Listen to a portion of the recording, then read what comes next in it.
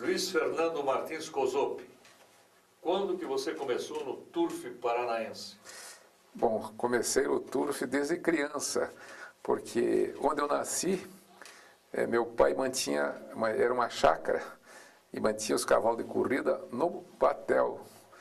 E os cavalos de corrida iam correr no Guabirutuba. E para irem no Guabirutuba, os cavalos eram levados a passo desde o batel até o hipódromo do Guabirutuba para correr. Como eu já te falei, eles iam do Guabirutuba só para aprontar e trabalhar forte para correr quando o programa estava feito. No meio da semana, onde é que eles treinavam?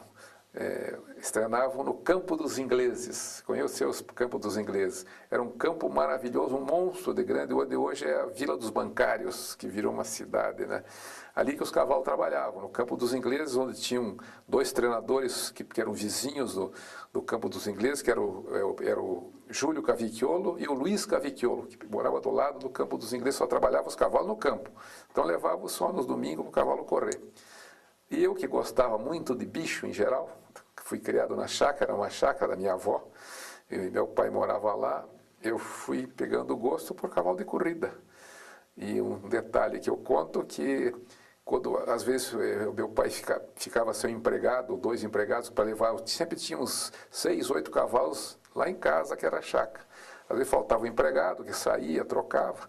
Eu sempre tinha, desde pequeno, tinha petiço, meu pai me comprava petiço, depois cavalo, e eu andava a cavalo e aprendi a andar a cavalo, ia galopar no Campo dos Ingleses. Então, quando faltava empregado, meu pai pegava e me colocava em cima de um puro-sangue, e eu ia junto com o empregado, que levava os cavalos para treinar no Guabirutuba. Eu levantava às 5 horas da manhã, no escuro, montava e os cavalos saíam a passo, lá do batel até o Guabirutuba. Chegava lá, os jockeys trabalhavam, o cavalo, sempre, quando iam lá para trabalhar a distância, para aprontar, né? E voltava para casa. Chegava em casa mais ou menos já às 7 horas, estava de volta. Ele levava 45 minutos, conforme eu passo o cavalo, até 1 hora para chegar no Guabirutuba, do batel, ali da praça do batel, no Guabirutuba. Andando sempre, era lama, aquele tempo era lama, estrada de lama, até chegar na Rua Chile, que daí ia na calçada, montado nos cavalos, na calçada, em cima da grama. Passava pelo hospício, que já existia naquela época, a calçada do hospício para chegar no Guabirutuba. Mas o que eu queria contar é que eu voltava, 7 horas, eu descia dos cavalos, deixava os cavalos, tomava café e ia para aula. Então o gosto por cavalo eu já tinha, desde que guri, né, que eu gostava, tinha prazer. E aí que começou a minha vida lidar com cavalo de corrida. E teu avô Alberto? Não, meu avô Alberto, ele era criador. Ele criava, até contava, meu pai que conta, tanto é que meu pai sempre ia lá depois, lá no terreno do Miller, vou fazer uma rápida dissertação. O Miller, que tinha um moinho, que recebia todos os colonos para tirar casca, moer dos colonos da redondeza, tinha um moinho. E ele tinha um terreno muito bom onde tinha o tanque do Miller. Então, meu avô criava ali, no terreno do Miller, criava cavalo. Meu pai não, meu pai era muito amigo do Miller, meu pai mandava cavalo para descansar lá, quando mancava, e ficava no terreno do Miller.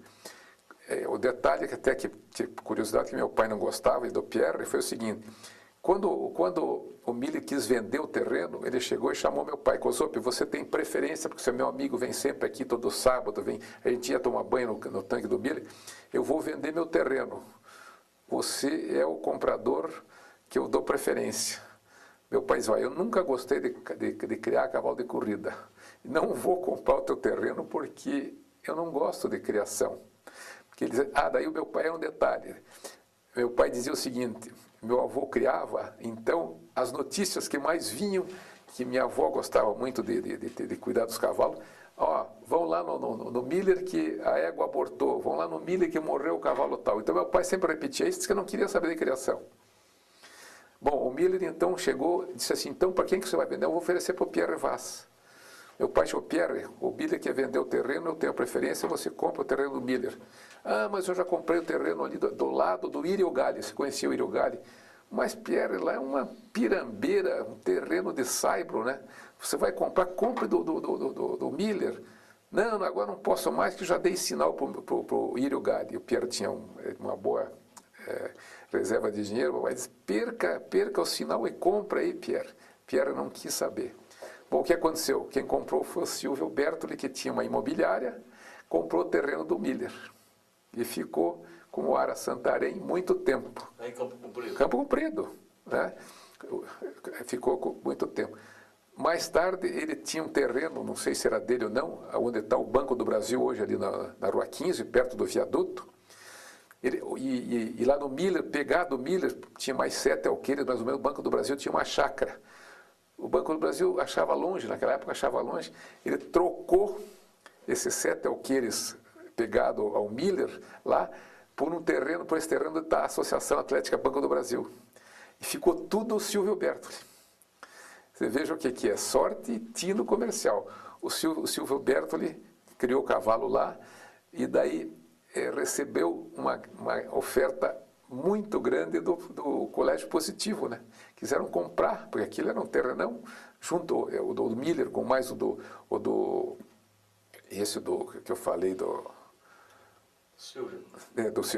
Banco do Brasil, dava uma bruta área. Ele fez o Aras ali, de repente veio o Positivo e quis comprar tudo. Então é questão de sorte, né? O que ele fez? Entabulou o negócio, só que ele queria um outro Aras para transferir dali para um outro. Ele soube que onde ele está hoje, lá em São José, tinha um Aras assim, em estilo europeu, totalmente feito com cercas, com pastagem. E o cara era um sujeito do Rio que criava só cavalo para salto. Só que o cara estava meio falido. Então não se sabe exatamente por quanto ele comprou e por quanto ele vendeu, mas diziam que ele tinha problema de desquite, de separação, que ele vendeu o Aras ali por 8 milhões e comprou 50 alqueires de um Aras prontinho por 1 milhão. Né? Isso foi a história que ele deixou transparecer, né? Porque tinha o problema da mulher, de pagar uma parte e tudo. Ele vendeu por uma fortuna para o Positivo. E o Positivo é aquilo que vocês devem conhecer, né? O negócio é uma monstruosidade de grande, ficou, e aquilo tudo era Santarém. E meu pai não quis comprar. Ele disse, não, eu não quero, não gosto de cavalo puro, eu não gosto de criar. E você, quando constituiu o teu primeiro Aras, o Aras Cosope?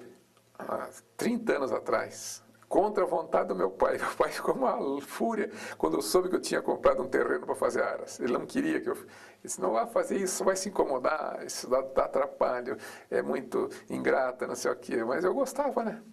Então eu fui lá, comecei a criar, eu mesmo criar, fazendo um monte de besteira, com amor a cavalo, esse reprodutor, você compra um reprodutor, tem um reprodutor por amor e não pela raça.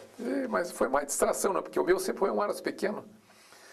Meu Aras pequeno, com 4 alqueires de área. Então era para, no máximo, 6 éguas que eu tive.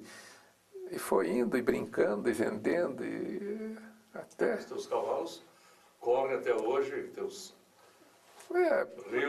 Vamos dizer, agora que eu estou querendo acabar, que eu tenho éguas melhores, raças melhores e vamos dizer, e cubro em reprodutores melhores. Agora eu estou com vontade de parar de criar. Como é que desses criadores mais tradicionais do turf paranense você conviveu? Conviveu com o Dr. Paulo Camargo, era São Joaquim, o Dr. Duboc, que o Dr. Paulo Camargo foi meu padrinho de casamento, era meu tio. Então eu ia sempre no Aras São Joaquim, então convivia bastante com ele. Ele tinha um Aras muito grande, que era aí em Piraquara, né? Primeiro começou no Alda Roquins, onde é aquele loteamento ali, foi até, como é o nome do loteamento que eles chamam ali? Ele começou onde é o Jardim Social? Jardim Social. O Aras dele era ali na Rua 15, eu saía da Rua 15, subia aquele segundo top da Rua 15 e estava no Aras São Joaquim, que era do Paulo Camargo. Então eu convivi bastante com ele, peguei gosto, mais um pouco de gosto, porque ia sempre lá, ele me convidava, ia lá, né? Então, aí que de repente eu comprei um terreno para ser criador. Bom, antes de ser criador, você, além de conversar com seu pai, Jorge, no Jockey Clube Paraná, no Guabirituba, você acabou entrando para a crônica. Sim. Tem 2 passagens. Na crônica que você passou como Locutor, locutor, depois a revista e também... depois a revista e no jornal O Dia. Fiquei muito tempo com o Eduardo Saltori no jornal O Dia, no tempo do Moisés Lupion, que era o governador e dono do jornal O Dia. Você era locutor de alto-falante? De alto-falante, o locutor interno no Jockey Club. E onde ficava a tua cabine? Em cima da marquise do Guabirutuba. Foi naquele ano que construíram, quando você começou?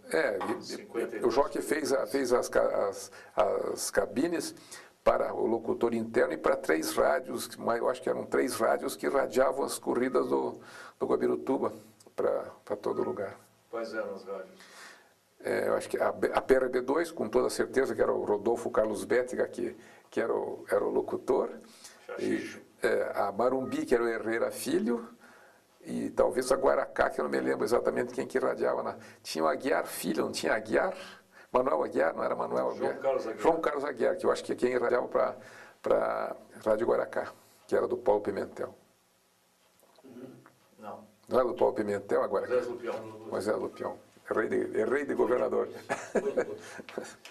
E passou pela comissão de corridas também? Não, a comissão de corridas eu passei só quando foi para o Tarumã, que eu sei que é mais história do Guabirutuba. Então, na mudança de... Mas starter? Fui também no Tarumã. Substituí o Erasto Miró a convite dele, que ele estava cansado, não queria mais. Ele era muito amigo do meu pai. E como ele me conhecia, que sabia que eu gostava muito de cavalo, e eu, naquela época, sempre, né, eu conhecia todos os cavalos do Guabirutuba e do Tarumã, ainda no começo. Eu conhecia o cavalo passava, eu sabia o nome do cavalo. Eu era tão enfronhado no turf que eu conhecia todos os cavalos que estavam na Vila Hípica. Esse é fulano, esse é beltano, eu sabia decorar o nome dos cavalos. E daí ele chegou e disse, você que gosta tanto de cavalo, não quer me substituir como starter? Bom, posso tentar, né? Porque naquele tempo não tinha starting gate, eram 3 fitas, né? E puxava aqui, eram presas com elásticos grossos, quando se puxava, a fita levantava e os cavalos corriam. Só que, como era muito frágil, geralmente os cavalos empinavam, se jogavam, arrebentavam as fitas e iam dar as partidas sem fitas. Eram os boxes de madeira, um box, um intervalo, assim que a gente dava partida antigamente. E eu comecei a treinar, ia lá, dava partida no primeiro páreo, depois ia de novo, e acompanhando sempre ele, até que um dia ele disse, bom, agora você vai experimentar. Daí eu fui experimentando, um dia fui experimentando, e ele deu certo, ele pegou e disse, bom, então agora você vai dar a partida. Ele se retirou e eu dei partida, acho que uns 5 anos mais ou menos.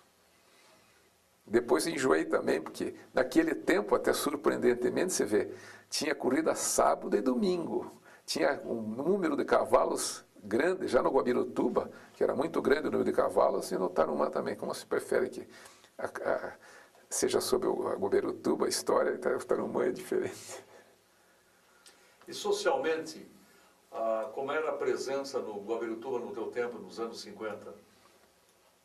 A participação, a presença social. A presença social, todo mundo gostava, na época a cidade menor, né, poucos eventos, então a presença era muito grande de autoridades, políticos, o pessoal gostava de turf.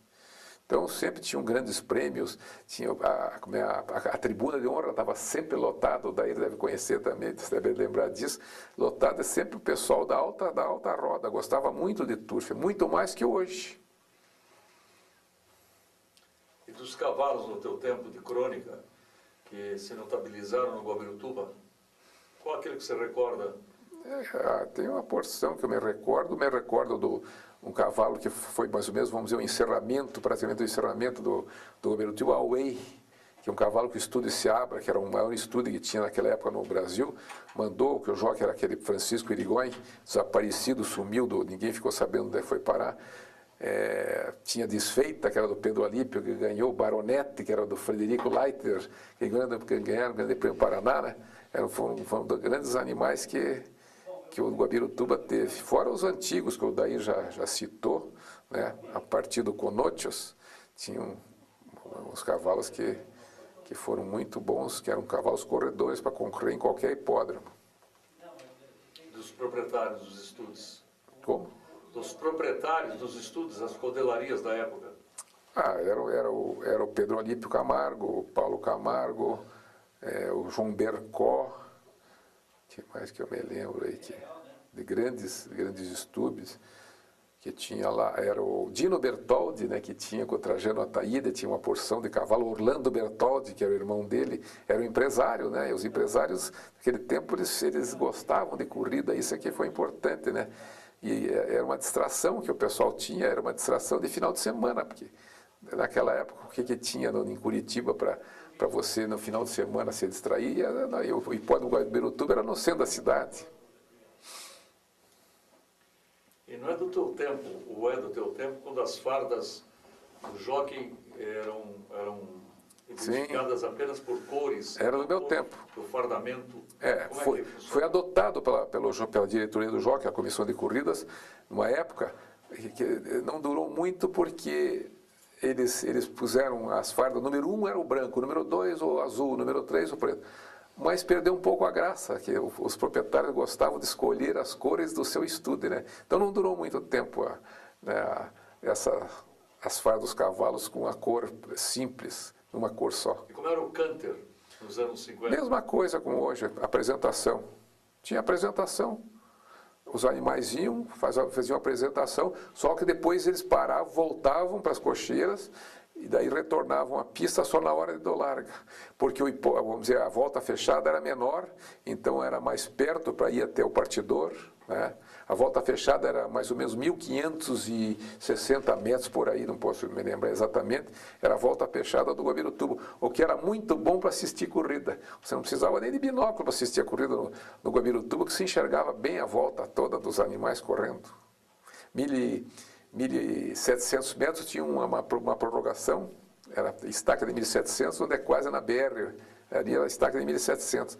E 1.000 metros não tinha, porque a reta de 450 metros, só tinha 450 metros, e a volta fechada era 1.500, parece que 1.550, uma coisa assim. Então se enxergava bem, era bom para você participar mais da corrida. E a pista, Gozop, a pista de areia do Guabirutuba em relação à pista hoje do Tarumã, a manutenção anterior era mais difícil que a atual? A manutenção da pista do Guabirutuba era muito boa. E vou fazer assim um elogio a um grande diretor que o Jockey teve, que ele depois das corridas, segunda-feira, ele percorria a pista para verificar onde é que tinha buraco, onde é que tinha que consertar, chamava-se o seu Manuel Mel. Ele que ia com os empregados, mandava abrir a pista, reparar onde tinha um buraco, socar com um barro especial, com uma areia. A pista era uma pista só e muito boa. Foi o melhor diretor do Prado que o Jockey Clube do Paraná teve até hoje. Aproveitando também nessa nostalgia, consta muito que teu pai, Jorge, foi quem criou no Paraná o famoso jockey brasileiro, quiçá sul-americano, Pierre Vaz. Sim, o Pierre Vaz foi criado pelo meu pai, recriado. Nas idas que o meu pai ia ao Rio de Janeiro levar os cavalos, que fez amizade com o pai dele, que era o Dinarte Vaz, que era jockey também, mas por motivo de saúde, recomendou, com a mãe dele já tinha falecido, se meu pai não queria levar o Pierre para Curitiba para terminar de criar e, se possível, transformar ele num jockey. Meu pai aceitou, levou, minha avó gostava muito de cavalo também, e ele ficou morando lá conosco, desde de mocinho, e montando o cavalo.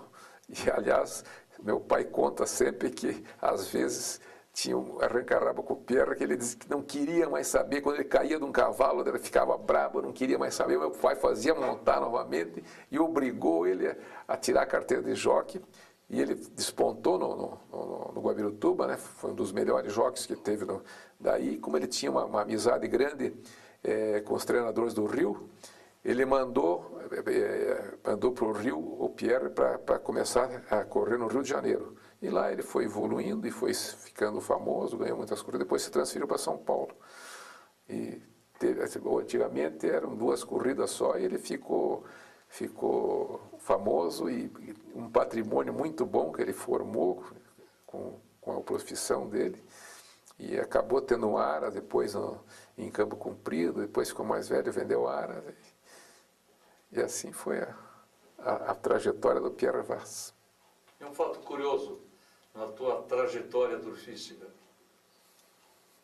Que vou me lembrar de fato curioso que eu contei para você, eu me esqueci uma vez, eu contei o que foi uma trajetória. O que eu vou me lembrar? Fatos curiosos, esse é um fato curioso que tinha no Guabirutuba, que o Dair deve conhecer muito bem. Vamos dizer, uma coisa importante, o fotógrafo que tirava a fotografia das corridas, da corrida, naquele tempo não tinha Photoshop, que era a fotografia no disco para saber qual a diferença mínima que dava. Então ele tinha um restaurante atrás da arquibancada, onde o povo ficava todo ali, e tinha um quadro onde a fotografia, depois ele revelava, em 10, 15 minutos, levava a fotografia e levava lá. Então aquilo era um fato curioso, que a discussão entre os apostadores, um dizia que ganhou o cavalo de dentro, outro dizia que ganhou de fora, outro dizia que o Luiz Ancien chamava, que ele puxou com o dedo, não sei se você lembra desse detalhe. O Luiz Ancien era irmão do meu sogro, sabe? Ele era tenente do exército, lembra? Não, isso não lembro, porque ele era um gordão. Gordão, era irmão do meu sogro. Aquela fotografia que se viu lá em casa do Pablo Chico, dele. Então, esse era um fato curioso, que a discussão depois da corrida é confirmada, e quando o público não se agradava da decisão ou de uma desclassificação, coisa que era interessante, é porque o piso do Guabirutuba era todo de pedrinhas de rio, essa pedrinha branca. E sabe o que acontecia? Quando o povo não concordava com a decisão da comissão de corrida, com uma desclassificação agora, juntava a pedra e arrumava as pedras, jogava as pedras nos vidros da comissão de corrida, que os comissários e o diretor que saíam correndo de lá quebravam todos os vidros. Isso era pitoresco, o negócio que acontecia volta e meia. Aliás, é um fato, talvez se confirme, não está na história, Peregrino Dias Rosa Filho, além de turfista, era o que... Ele ajudava a apaziguar as coisas, né? Ele parece que era da polícia, né? Era delegado. Você chegou Não, ele era delegado. Chegou a assistir algum conflito mais sério, a desclassificação do cavalo? Briga. Eram brigas que aconteciam, sabe? Briga, pontapé, soco, negócio por causa disso, das alas que eram a favor e contra a decisão da comissão de corrida. Mas isso era um fato pitoresco. Volta e meia quebrava os vidros da comissão de corrida lá por causa das decisões numa desclassificação. Era divertido. O Guabirutuba era muito mais divertido que o Tarumã. A amizade de todos, né? Todo mundo se conhecia. Era uma reunião de gente conhecida lá, e discutindo, e durante a semana a mesma coisa. No Guabirutuba, as reuniões no Jockey Club para formar programa, era muito divertido. Muito melhor que hoje. Os presidentes que você conviveu? Vamos ver, voltar Pedro Alípio, o Alfredo Silvio Colli foi um monte de vezes presidente, o Edgar Guimarães, Rubens Amazonas Lima foi muito tempo presidente, e o gerente, que sempre foi um gerente, que era a alma do Turf, que formava o programa, pagava, recebia, tratava de patrocínio, era o Murilo Gomes Correia. Era o Major, como chamava o Major. O apelido era Major. Era o homem que resolvia tudo no Jockey Club do Paraná, o Murilo. Mais adiante. O que você quer mais adiante? O pessoal da diretoria. E tinha os amigos cronistas, né? Os cronistas que eram amigos, o Rafael Moura da Rocha, que era o nosso veterano, sempre fazendo a página de Turf do Estado do Paraná, que infelizmente terminou, que não tem mais noticiário de Turf. O Rafael eu tenho ido pouco no Turf também, porque muita gente, a maior parte dos conhecidos diminuiu, então tem pouca gente assim, daquela amizade. O Rafael também não tem ido mais, agora está afastado, né? Uma pena que o Rafael é decano do Turf, e o pessoal, quando tinha o Rodolfo Carlos Bettel, o Guido Bétega, a Pérez de Ferrante, o Eduardo Saltori, todos os companheiros de crônica, né, nosso, desapareceram, a maior parte foi desaparecendo, né? Então isso faz uma falta muito grande. Forfé natural da vida, né? É isso. Tá bom. Mas falar em cronista... Você quer falar? Não. Não. Outro dia eu... Você não falou nada, pô? Eu ando sempre de ônibus, sabe? Sim. Luiz Fernando Cosop, para encerrar, uma lembrança dos treinadores e jockeys, os profissionais da sua época, nos anos 40, 50, do velho hipódromo do Guabirituba. É bem pensado esse detalhe dos principais profissionais do turf. Vamos lembrar, eu vou ver se consigo lembrar o nome da época em que eu participei do turf no Guabirituba. Tinham grandes treinadores que passaram depois para o Tarumã também e foram para São Paulo, para o Rio.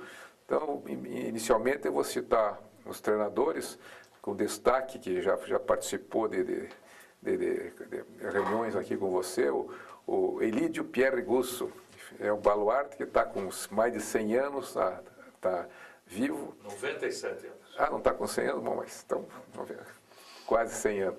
O Elídio Pierre Gusso, na ocasião, antigamente tinha os parentes dele, Mário Gusso, que era um grande treinador, Trajano Ataíde, era o Eisenhower, que chamavam do Tarumã, de tão competente que era. Tinha o irmão dele, que era o Juca Ataíde, que tinha uma cudelaria muito boa, com proprietários de primeira. Como treinador, na ocasião, eu me esqueci, né? Afonso Piotto, que foi um grande treinador, ganhador de grandes prêmios. O Grande Prêmio Paraná ganhou uma porção de grande prêmio, que era um treinador de primeiríssima qualidade, que não perderia para qualquer treinador do Brasil. Edgar Piovesan, que também era um treinador muito bom. E quem mais que eu posso lembrar? Não dá para soprar e tem que... Rubens Gusso. Rubens Gusso, eu falei do Mário Gusso. O Rubens Gusso veio depois, era mais moço, né? O Rubens Gusso veio depois. O Eduardo Gozic e Pedro Níquel iniciaram um grande treinador até hoje, são expoentes no Brasil, começaram no Guabirituba como treinadores, foi boa lembrança, são grandes profissionais do turf. Como jockey, vou me lembrar agora de jockeys, antigamente o Avelino Piovesan, Constante Bini foi um grande profissional, era um jockey que você sabia correr na ponta, era um jockey que largava e tomava ponta sempre, ganhava quase de ponta a ponta. Constante Bini, esse ano foi uma grande lembrança. Constante Bini, Avelino Piovesan, que eu falei. Virgílio Pinheiro Filho, que infelizmente teve um fim trágico, foi um grande jockey, foi para São Paulo, era um dos maiores jockeys que tinha no Brasil. Pierre Vaz começou no Guabirituba, o maior jockey que se fala que foi o campeão no Brasil, Luiz Rigoni, foi o campeoníssimo do Brasil. Então, era oriundo, parece, de Palmeira, mas se formou também como jockey no Guabirituba. Quem mais que eu vou me lembrar do jockey? O Mário Reichel. O Mário Reichel também foi para São Paulo, corria era jockey no Guabirituba e foi para São Paulo com grande sucesso também. Do Bolino, lembra? Antônio Bolino, foi boa lembrança também. Antônio Bolino começou com o Elídio Pierre Gusso, foi que formou Antônio Bolino e teve grande sucesso tanto no Rio de Janeiro, no Hipódromo Gávea, como depois em São Paulo. Pelos que a gente lembra assim, deve ter outros que no momento eu não me lembro o nome. Tá bom? Muito bem.